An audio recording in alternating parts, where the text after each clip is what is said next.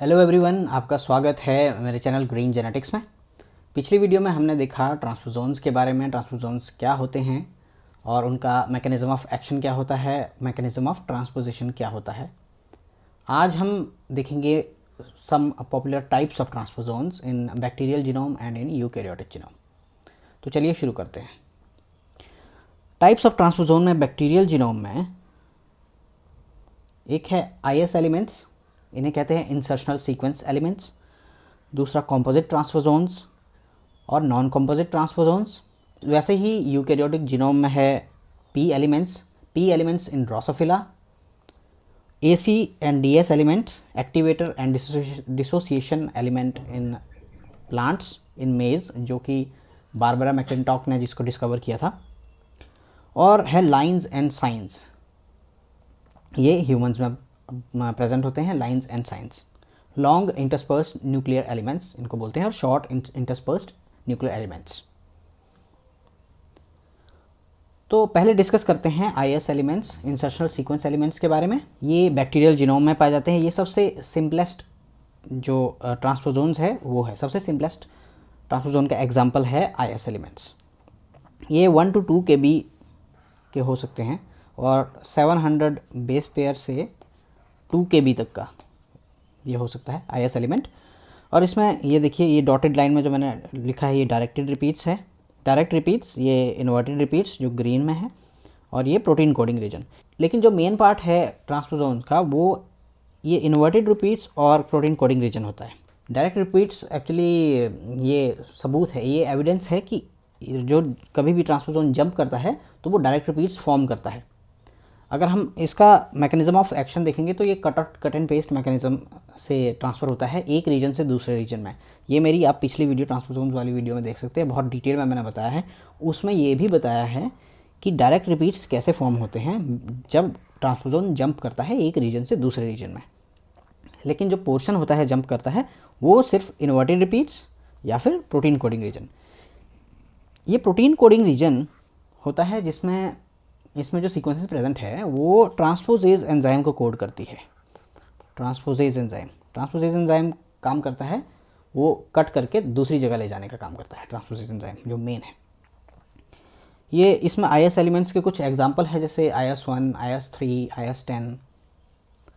Second है composite ट्रांसपोज़ोन्स। Composite ट्रांसपोज़ोन्स में क्या होता है कि एक मिडल में कोई भी DNA का स्ट्रेच पड़ा है, उसके आसपास में, उसके दोनों साइड में इंसर्शनल सीक्वेंसेस प्रेजेंट होती है, इसीलिए इनको कॉम्पोजिट बोलते हैं। कॉम्पोजिशन है 2-3 ट्रांसपोज़ोन का, ये कॉम्पोजिशन है एक्चुअल में। यहाँ देखिए आप, जो मैंने पीछे स्ट्रक्चर बनाया है सेम स्ट्रक्चर, वैसा ही स्ट्रक्चर देखिए। ये एक बीच में एक DNA का एक कोई स्ट्रेच है, और सेम यहाँ पे भी सीक्वेंसेस है और सेम यहाँ पे भी है। ये मतलब दो फ्लैंक कर रहे हैं ट्रांसपोज़ोन्स, दो ट्रांसपोज़ोन्स फ्लैंक कर रहे हैं एक स्ट्रेच ऑफ DNA को।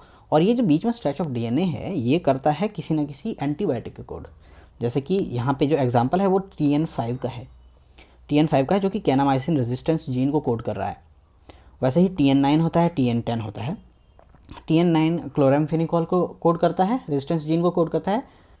और तीसरा है TN10, ये टेट्रासाइक्लिन को कोड करता है, टेट्रासाइक्लिन रेजिस्टेंस जीन को कोड करता है। ये कॉम्पोजिट ट्रांसपोज़ोन्स थोड़े बड़े होते हैं, इनकी लेंथ थोड़ी सी बड़ी होती है इंसर्शनल सीक्वेंस एलिमेंट से।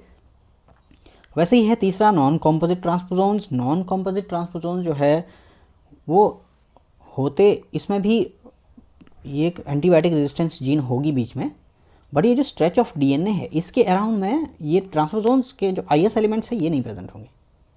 इसकी जगह जस्ट इनडायरेक्ट रिपीट्स, ये जो इनडायरेक्ट रिपीट्स है वही प्रेजेंट होंगे। मतलब एक बीच में स्ट्रेच ऑफ DNA है, उसमें इनडायरेक्ट रिपीट्स प्रेजेंट है बस, और वो बड़ा होगा। मतलब उसमें ट्रांसपोजेज एंजाइम भी कोड करता है, जो वो प्रोटीन वो जीन भी होगी, और साथ ही साथ एंटीबायोटिक रेजिस्टेंस जीन भी प्रेजेंट होगी नॉन कॉम्पोजिट ट्रांसपोज़ोन में। उसमें TN3 है और TN21 है। TN3 ट्रांसपोज़ोन जो है वो कोड करता है आपका एम्पिसिलिन के लिए, और TN21 कोड करता है मर्क्यूरी रेजिस्टेंस के लिए, मतलब जो भी टॉक्सिसिटी होती है मर्क्यूरी से, उससे बचाने के लिए TN21 ट्रांसपोज़ोन कोड करता है। और दोनों ही जो कॉम्पोजिट ट्रांसपोज़ोन्स है और नॉन कॉम्पोजिट ट्रांसपोज़ोन्स है वो एक्चुअल हॉरिजॉन्टल जीन ट्रांसफ़र में इन्वॉल्व होते हैं। हॉरिजॉन्टल जीन ट्रांसफ़र की हेल्प से ही बैक्टीरिया अपने एनवायरनमेंट के लिए अडेप्ट करता है। ये ट्रांसपोजोन जंप करता है कई बार एक बैक्टीरिया से दूसरे बैक्टीरिया में हॉरिजॉन्टली, जो कि जैसे हम ट्रांसडक्शन देखते हैं, कंजुगेशन देखते हैं, उनमें जब ये ट्रांसफ़र करता है जीन को तो उससे एंटीबायोटिक रेजिस्टेंस आ जाती है उसमें। उसके लिए रिस्पॉन्सिबल है दोनों ये composite transposon and non composite transposons. IS elements और composite and non composite transposons का मैकेनिज्म ऑफ एक्शन सेम है, जो कि कट एंड पेस्ट मैकेनिज्म हो गया या फिर कॉपी एंड पेस्ट मैकेनिज्म होता है। अब बात करते हैं यूकैरियोटिक ट्रांसपोजोन्स की। यूकैरियोटिक ट्रांसपोजोन्स में भी हम सबसे जो ज़्यादा स्टडी किया जाता है एग्जाम्पल वो है P elements in Drosophila. Drosophila एक मॉडल ऑर्गेनिज्म है, इसलिए मोस्टली इसमें जो क्योंकि ट्रांसपोजोन्स तो बहुत सारे हैं, तो जो हम स्टडी करते हैं मोस्टली वो है पी एलिमेंट्स इन ड्रोसोफिला। ये क्लास ऑफ डीएनए ट्रांसपोजोन है, मतलब ये इसमें आरएनए इंटरमीडिएट नहीं बनता है, ये कट एंड पेस्ट मैकेनिज्म से डीएनए से डीएनए में ट्रांसफ़र होता है, एज अ डीएनए एलिमेंट ही ट्रांसफ़र होता है डायरेक्ट। और दूसरा इसका साइज़ है 2.9 kb, अराउंड 2.9 kb का साइज़ होता है। और इसमें जो भी इन्वर्टेड रिपीट्स प्रेजेंट होते हैं वो 31 बेस पेयर के इन्वर्टेड रिपीट्स प्रेजेंट होते हैं। और सबसे मेन बात, जो मेन फिनोमेना हम पढ़ते हैं वो है जो पी एलिमेंट्स है वो रिस्पॉन्सिबल है हाइब्रिड डिसजेनेसिस के लिए, जो कि एक जेनेटिक इंस्टेबिलिटी है ड्रोसोफिला में। तो क्योंकि ये यूकैरियोटिक ट्रांसपोजोन है तो इसमें कुछ इंट्रोन सीक्वेंस की भी इन्वॉल्वमेंट होगी। जैसे कि आप यहाँ स्ट्रक्चर देख सकते हैं, ये पी एलिमेंट्स का स्ट्रक्चर है यहाँ पे।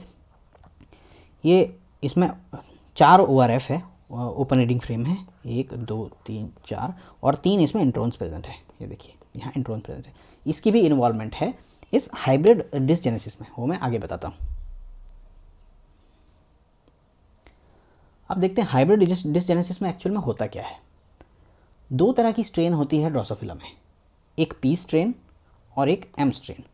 पी स्ट्रेन को बोलते हैं हम पैटर्नल कॉन्ट्रीब्यूटिंग स्ट्रेन, और ये है maternal contributing strain hybrid dysgenesis के लिए। दोनों में ही मेल और फीमेल होते हैं, इसमें भी मेल हो गया, इसमें फीमेल हो गया। जो पी स्ट्रेन है उसमें पी एलिमेंट्स प्रेजेंट होते हैं, एक्टिव पी एलिमेंट्स प्रेजेंट होते हैं पी स्ट्रेन में। और ये एक्टिव जो पी एलिमेंट्स है ये एक्टिव कहाँ होते हैं, ये एक्टिव होते हैं एक्चुअली जर्म लाइन में। ये सोमैटिक सेल में एक्टिव नहीं होते, ये जर्म लाइन में एक्टिव होते हैं ये पी एलिमेंट्स। तो यहाँ देखिए क्या होता है, अगर मेल पी एलिमेंट्स का जो पी स्ट्रेन का मेल है वो एम स्ट्रेन की फीमेल से मेट करता है तो जो प्रोजेनी होती है वो स्टेराइल होती है, मतलब इसमें हाइब्रिड डिसजेनेसिस आता है। लेकिन अगर ये पी स्ट्रेन का मेल पी स्ट्रेन की ही फीमेल से मेट करता है तो प्रोजेनी नॉर्मल होती है, क्योंकि जो पी स्ट्रेन की फीमेल है उसमें कुछ एलिमेंट्स प्रेजेंट है जो इसको सप्रेस करते हैं, पी एलिमेंट्स को सप्रेस करते हैं, उसकी वजह से इसमें नॉर्मल प्रोजेनी आती है। अब इसका रीज़न क्या है वो देखिए ये देखिए स्ट्रक्चर है इसका, इंट्रोन, इसमें 3 इंट्रोन प्रेजेंट है। और जब ये जर्म लाइन में एक्सप्रेस करता है पी एलिमेंट्स, तो कैसे एक्सप्रेस करता है ये तीनों इंट्रोन्स जो है वो स्प्लाइस आउट हो जाते हैं। स्प्लाइसिंग जब होती है ट्रांसक्रिप्शन के बाद तो ये तीनों इंट्रोन स्प्लाइस आउट हो जाते हैं, और जो आपकी ओपन रीडिंग फ्रेम जो है वो तीनों मिल जाती है, मतलब तीनों आपके एक्सोन्स मिलके जो भी फर्दर एमआरएनए प्रोड्यूस करते हैं और उसका ट्रांसलेशन होकर जो प्रोटीन कोड करते हैं ये वो 87 किलो डाल्टन की एक प्रोटीन होती है, जो कि पूरा ट्रांसपोजेज, जिसमें कि ट्रांसपोजेज एंजाइम है। ट्रांसपोजेज एंजाइम है तो वो एंजाइम कट करेगा और पूरा का पूरा ट्रांसपोजोन शिफ्ट कर देगा दूसरी जगह, और इसकी वजह से ही हाइब्रिड डिसजेनेसिस होता है। लेकिन जो पी स्ट्रेन की फीमेल है, जो फीमेल है पी स्ट्रेन की, उसमें क्या होता है, उसमें ये तीसरा जो इंट्रोन है, ये थर्ड इंट्रोन है ये वाला, ये स्प्लाइस आउट नहीं होता। स्प्लाइस आउट नहीं होता तो क्या होता है कि ये जो आरएनए जो बनता है वो आरएनए सिर्फ पहले 3 ORF का बनता है, चौथा जो एक्सॉन है वो नहीं, बिकॉज इंट्रोन नहीं हुआ, तो ये जो आरएनए 3 सिर्फ ORF का बनता है, ये कोड करता है 66 किलो डाल्टन की प्रोटीन को, जो कि एक्चुअल में रिप्रेसर है इस पी एलिमेंट्स का, इस प्रोटीन का, इसका रिप्रेसर है। इसीलिए जब भी मेल और फीमेल अगर पी स्ट्रेन के ही हो तो जो प्रोजेनी है वो नॉर्मल होती है। लेकिन अब क्या हो, अगर ये पी एलिमेंट्स का, अगर पी स्ट्रेन का अगर मेल है तो ये प्रोटीन तो कोड करेगी। एम स्ट्रेन की जो फीमेल है उसमें कोई भी ये वाला ये है ही नहीं, जब उसमें पी एलिमेंट्स है ही नहीं तो वो इसको कोड ही नहीं कर सकता। इसको कोड नहीं कर पाएगा तो ये रिप्रेसर नहीं बना सकता और इसलिए उसमें हाइब्रिड डिसजेनेसिस हो जाती है। ये रीज़न है। तो इस वीडियो में इतना ही। नेक्स्ट वीडियो में हम देखेंगे प्लांट ट्रांसपोजोन्स के बारे में और ह्यूमन ट्रांसपोजोन्स के बारे में, जो कि प्लांट ट्रांसपोजोन में ACDS एलिमेंट्स और ह्यूमन में लाइंस एंड साइंस, इनके बारे में हम नेक्स्ट वीडियो में देखेंगे। तो आज की वीडियो में इतना ही। अगर आपको मेरी वीडियो पसंद आती है तो आप इस वीडियो को शेयर कीजिए और मेरे चैनल को सब्सक्राइब कीजिए। Thank you very much.